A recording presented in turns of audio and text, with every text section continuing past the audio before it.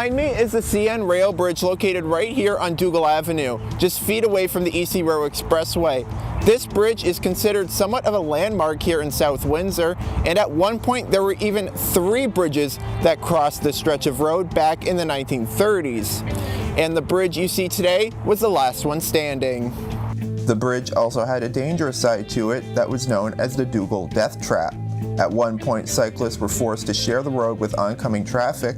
However, that since changed when improvements were made. This included a tunnel under the side of the bridge so cyclists could go from Dougal to South Cameron with ease. The more you know. For the MediaPlex and Zacatech Productions, I'm Zachary Balog. Live with Luna is a new segment. Let's watch. أهلا ومرحبا بكل متابعين برنامج مباشر مع لونا اللي دائما يأتيكم بكل أسبوع من مدينة وينزر الكندية. هذا البرنامج طبعا هو يسلط الضوء على مواضيع مهمة تهم أبناء جاليتنا العربية. اختاريت يعني حلقة تكون مميزة اليوم، كيف البنت اليوم تدخل بمجال حلاقة، بالأخص حلاقة الرجالي. خلونا اليوم نحكي ويا رؤى شابة اللي هي عراقية عايشة في فانكوفر، فحبيت اليوم تكون ضيفتي حتى نحكي ويا رؤى، أشوف رؤى حابة مجال حلاقة الرجالي وليش دخلت إلى هذا المجال وشنو الصعوبات اللي تلاقيها بهذا المجال. أهلا وسهلا بك رؤى شابة، نورتينا في برنامج مباشر مع لونا من مدينة وينزر الكندية. أنا رؤى شابة عراقية عايشة بكندا فانكوفر، مثل ما قلتي 3 ساعات الفرق. صار لي فترة بمجال الحلاقة الرجالي تقريبا من 2011. لي هسه بلشت نسائي شوية، بعدين حاولت على الرجالي واستمريت به. تروح بالسنة مرة لو مرتين تريد تجي يابا تعالي قصي شعرك، لا مو على وجهي بس انت لازم حتى يكون شعرك هيلثي. صح 100%. ما يعرفون انه هاي لازم كل فترة تنطي له شوية الاطراف. exactly من غيرتي من النسائي الى الرجالي، يعني شفتي اكو فرق بيناتهم، او مثلا قعدتي في اليوم بالايام بينك وبين نفسك قلت لي مثلا قلتي لو بقي اني عن النسائي احسن او لا؟ لا تعرفين النساء يراد له وقت. النساء يعني الصبغ، تعرفين انت اذا تسوين صبغ يعني هايلايتس 4 ساعات انت راح تستمرين ويا نفس الكلاينتس 100%. ولا رجالي اسهل، هم يجون يعرفون شنو يريدون من تتناقشين شويه وياهم، تقولين لهم يعني انه هذا ما حي يطلع. أنا هاي دائما ببالي إنه يقتنع النساء شوية صعب إنه تقنعيهم بلون الشعر تغييره. يعني أنا من شد أسوي أصباغ شعر لازم أفكر هاني إيش راح أحط حتى إيش ما يطلع 100%. فتعرفين مو أصباغ لهنا بكندا مو مثل العراق. تجيبين صبغ تحطيه يطلع، هنا لازم تفكرين. يعني أنا إذا أفتهم النساء التفكير لازم تسوين الماث براسك إنه حتى يطلع اللون نفسها. فأبد ما يعني أنا هم ما حبيت هالشغلة كلش، الأصباغ والهاية ما يعني أسويها أوكي، بس ما حبيتها. من حاولت على رجالي حبيتها للشغل أكثر من ما إنه أنا بس شغلة دا أشتغلها. تحياتي لكم وشكرا لمارسيلينو اللي كان ويانا اليوم، وإن شاء الله أشوفكم بالأسبوع القادم في حلقة جديدة من مباشر مع لونا. If you ever wondered what grinds Kelly's gears, well, she'll tell you. You know what really grinds my gears? Late-stage capitalism. Everything about it is absolute garbage, from the inflation to the shrinkflation, from the rising prices to the lower manufacturing standards. We're told every day that the world is ending, and yet we have to work more than ever just to put a roof over our heads. You pay more and you get less. Companies are substituting ingredients like jackfruit for cocoa and changing the flavors while maintaining or even raising product prices. Unemployment is high, and social support is low. We've never been on a more exciting cusp of discovery and ingenuity in the sciences. Yet the social injustices around both how those sciences are funded and directed is massive. Education is getting more and more expensive, and the promise of a viable career after you've earned your diploma is getting less and less. You can be working 40 to 50 hours a week and still barely cover rent and basic necessities. We're living in a time where humans are too busy making robots to make art, so we have the robots make the art instead. I know I sound like a boomer saying back in my day.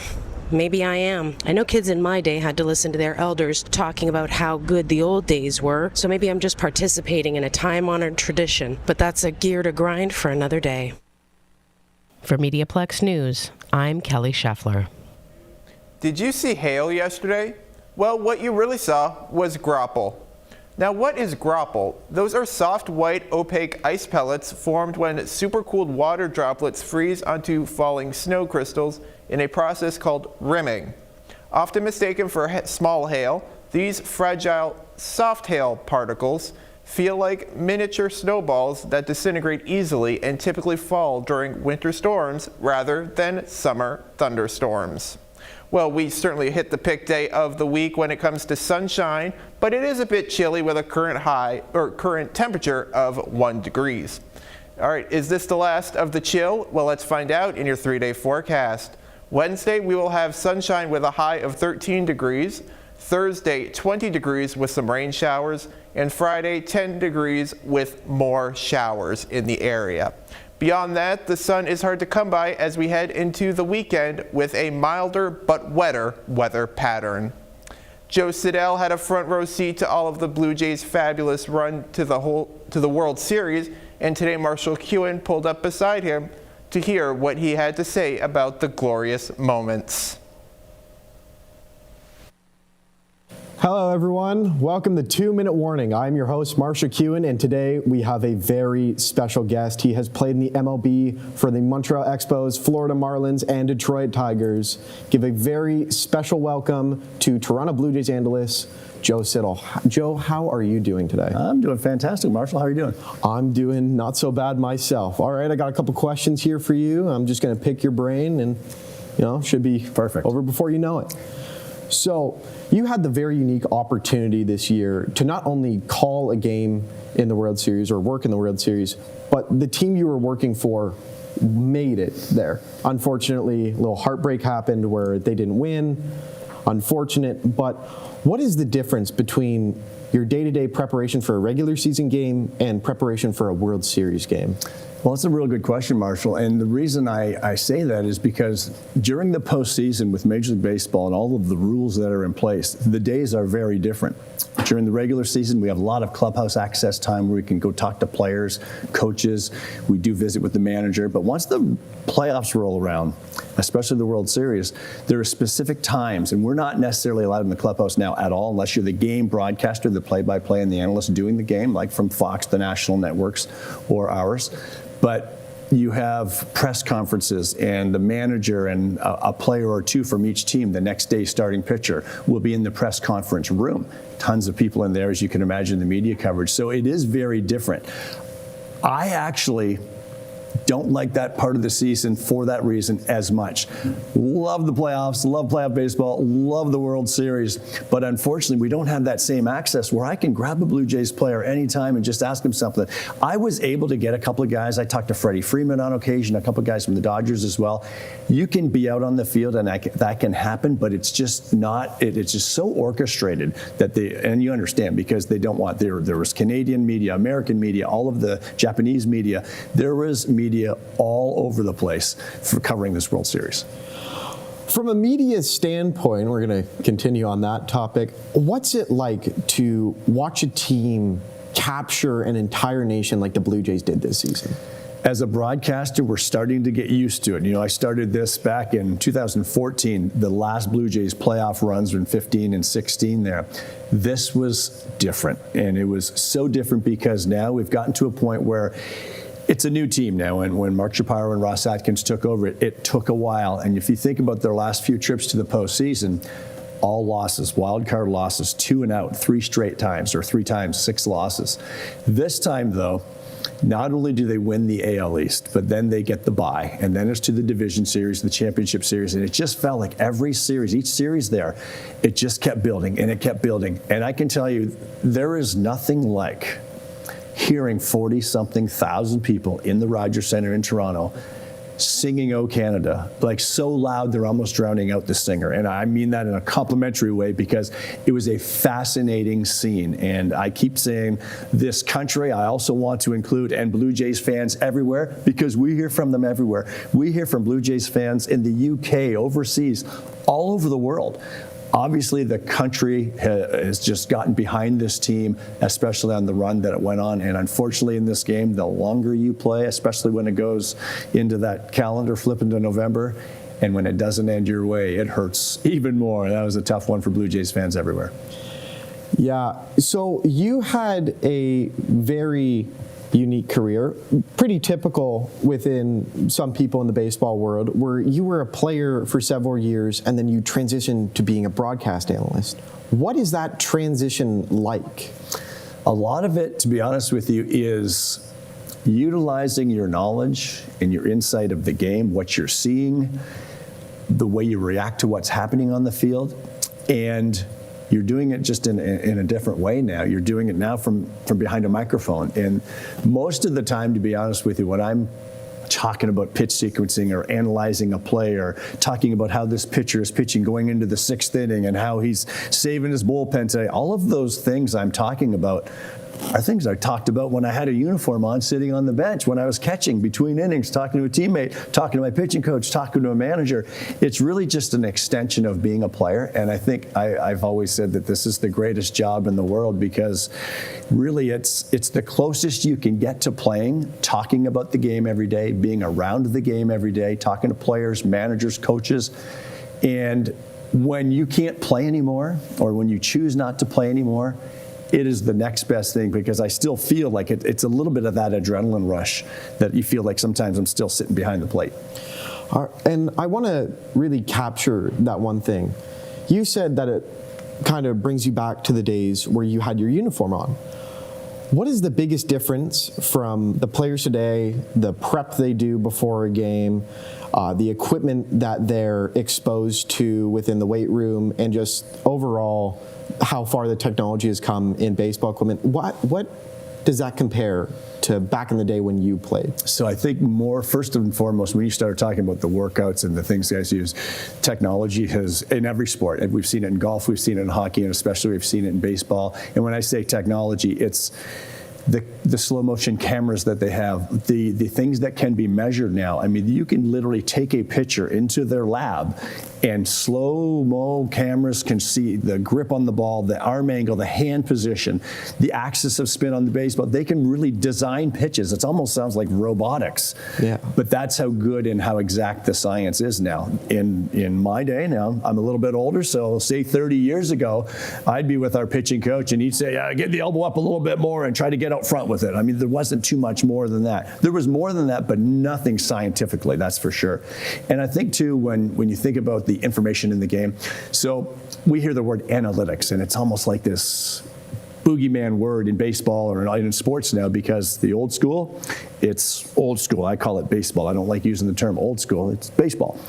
But we didn't have the information they have now. So we used to think if you were a hitter coming up, I had the scouting report right here because we had meetings before a series, and I knew that, okay, with this guy, let's start him hard away early, and then late you can get him to chase the breaking ball in the dirt. Or he really likes to swing at the first pitch, so let's be careful with that first pitch.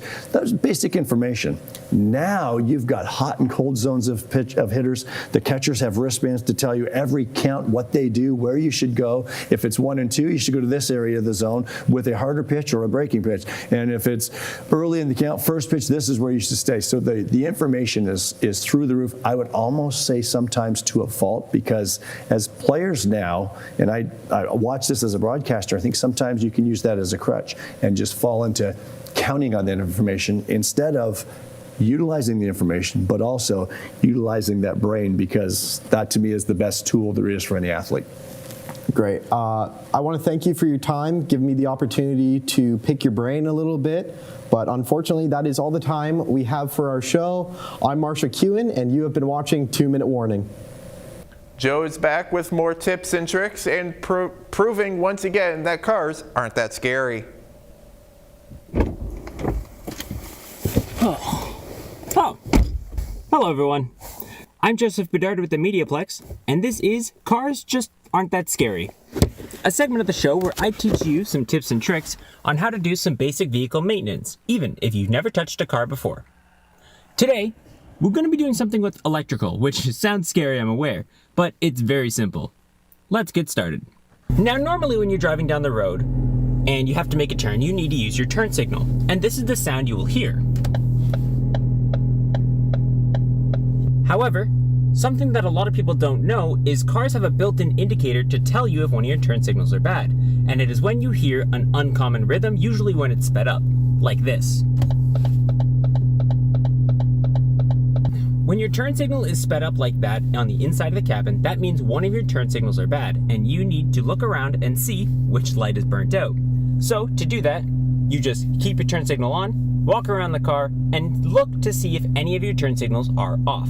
So you flip it this way, you will see that the front is flashing, but it is flashing faster to give other drivers the awareness that, hey, one of my turn signals are out. You come to the mirror and you notice it is flashing a lot faster as well. However, we go around to the back and we notice there's no turn signal. So that is where our problem lies. So let's get that replaced. When replacing your turn signal, it's not as easy as it used to be. You can't just get into the trunk and open up a little flap and your turn signal's right there. You actually have to take out the whole housing.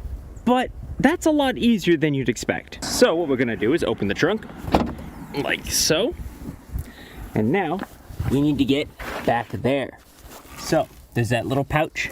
You can see, all you do is you basically put a thumb there and just kind of fiddle around with it until it comes out. It's kind of just like that. And you're gonna see you got a wing nut here that you got to deal with, and then up here there's a wing nut there. What you have to do is unscrew both of those. They're just hand tight. You unscrew those and then the whole rear tail light will be able to come out. So I'm gonna take those out and show you what we do next. And now that we've done all that work, we're gonna be able to just grab this, there. And that did require a little bit of force, but because it does hook in right there as well. Because now that we have the housing out, all we have to do is take out the bulb for the turn signal. Since the turn signal's in the middle, we would take out that socket, which you can kind of see is already taken out. And that's mainly just for the fact that I needed to simulate a broken turn signal bulb. So you would take that out, grab the bulb, pull it slowly and carefully, and then you're going to put a new bulb in. So this is my original bulb. To be able to double check that you have the right bulb, you're going to look at the bottom there and you see where it says SYL 12 volt, that is Silvana 12 volt, the brand, 3757 AK. You're going to try to get a bulb that has that number. You don't want to go over 12 volts. You don't want to get the wrong bulb because the bulb can actually melt the plastic that it's in if you get the wrong one. So all I'm doing is putting the new bulb into the socket. With gloves, I'm carefully pressing the bulb down until I hear it click. Now that's clicked into place. Now that the bulb is clicked into place, all we have to do is put it into that socket. You'll see a couple plastic notches here. Those will just line up with that and you will twist. Now, all that is required is putting the socket into the housing slot and twisting it until it locks into place. Usually it doesn't take this much time, however, I was just trying to be gentle and not break the bulb. Now that your bulb is back in its socket, it is pushed into the housing and locked in place. All you have to do is put the housing back in its place and put the wing nuts back on the studs. Alrighty, so the taillight's back in. If you grab it and shake it, it ain't going anywhere. So now we're gonna go back in the car, start it up, test the turn signal, see if it's still making the really quick flash, and just come back here and make sure it's blinking properly. Alright, so signal right. We know that side didn't have a problem, so that's the rhythm it's supposed to be at. And now we go left side. Seems to be the same rhythm. Let's go double check and make sure that that is blinking the correct amount. So we go to the front, blinking like normal, look at the mirror, blinking like normal, and we come to the back, and we can see it is now blinking like normal. And with that, you're pretty much good to go. As long as your turn signal is actually working and you got out and checked it, as well as your turn signals inside the car are at the appropriate rhythm, everything's all done. Now it's best to change both signals at the same time, so if your back left ends up burning out, it's probably best to change the back right as well, because if one's gonna go, the other one's going shortly. But that's not exactly mandatory. You can wait for it to burn out and then just replace it again. So anyways guys, Thank you so much for watching. I'm Joseph Bedard with the MediaPlex. I hope I've shown you that cars just aren't that scary. And I will see you in the next one. If you're looking for ways to unwind and relax, Kelly Scheffler is here to explain there are some creative ways. Me llamo Juan Manuel Chávez, más conocido como Baby. Tengo 19 años y toco el cello. Este cello está hecho de una lata de aceite, la madera tirada en la basura y las clavijas son de una vieja cuchara para golpear la carne y para hacer el ñoquis. Y suena así. I'd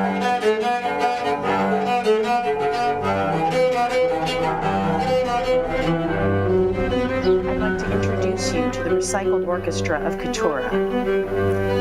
Since 2012, their goal has been to use instruments made from scrap materials collected from their local landfill.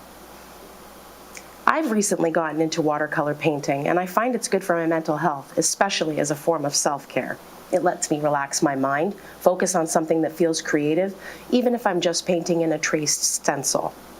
As any crafting enthusiast can tell you, getting supplies for a new hobby can be tricky and expensive, but I'm here to show you how to start watercolor painting on a budget. Today we're going to be painting a Christmas light. Yes, I know we're not even close to Christmas, but this image perfectly demonstrates that you can experiment with watercolor even if you can't afford more expensive supplies. I'll take a moment and give credit to Andrea Nelson for her tutorial. This is a very badly drawn version of hers. And this watercolor paper I got at our local dollar store. So I'm going to start by making a few little puddles of water and getting a color that I like, some purple. Now, everything you see here, the paper, the paints, the brushes, not this little water container, for example, but everything else was bought at our local dollar store. I do recommend painter's tape because it can be very helpful taping something down to a flat surface to keep it from bubbling up while you're wetting it. So we're going to start with some purple. You want a nice dense color.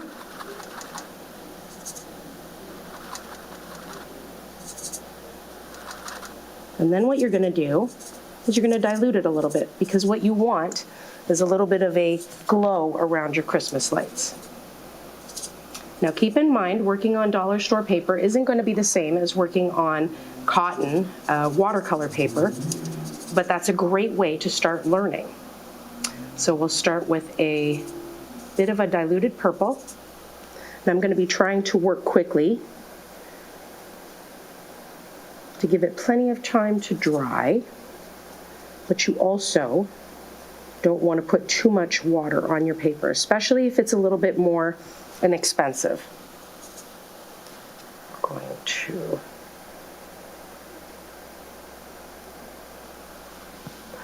this little fan here, also very handy, also from the dollar store, and I am pretty impatient when it comes to waiting for things to dry, so I'm just going to set my little fan up right here, and it will help our watercolor to dry. Now in the meantime, what I want to do is give you a few tips. So for example, if you can't find watercolor paper or something labeled watercolor paper at the dollar store, this is a page from just a regular sketchbook. Now, you're not going to be able to do as much with it. But as you can see, I was still able to get the little glow around the Christmas light. You just can't do what they call overworking the paper, because you'll start to go through it, you'll start to rip the paper. You have to be gentle and you have to be very careful and let it dry in between each layer. But it is possible, and it's a great way to practice skills before you actually start with cotton watercolor paper, which can be kind of expensive and a little intimidating to work with. The way I calculated the basic price of this was, it was about $2 to $4 for each piece of equipment here, minus the fan, which is I think $5. So for about $10 to $20, you can get everything you need to start practicing watercolor. You don't have to wait until you have a lot of money to put into really expensive materials.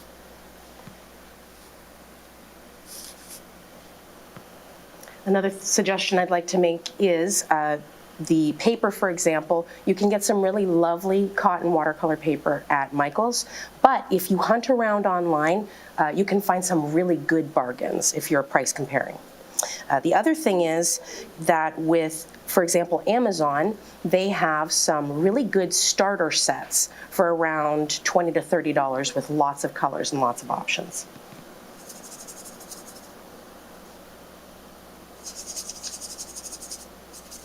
That's okay, like I said, I was going to be kind of whiffing this part until we get towards the end, so. All right, so now that we have our little glow around our Christmas bulb, we're going to come in again and we're going to put a bit more color on it.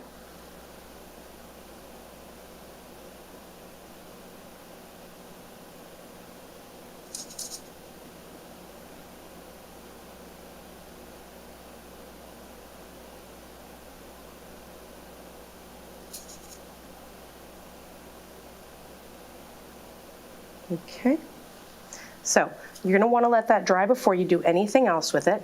But as you can see here, you have that little purple outline. You have the darker color here. You can leave a little white space to kind of make it look like it's even more of a Christmas light.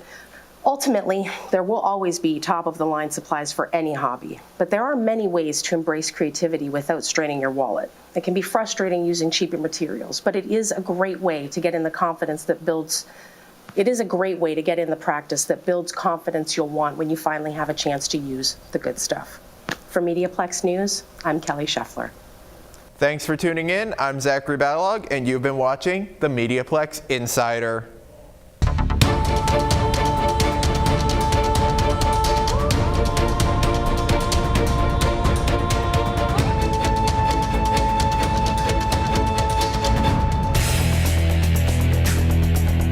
This has been a St. Clair College MediaPlex production.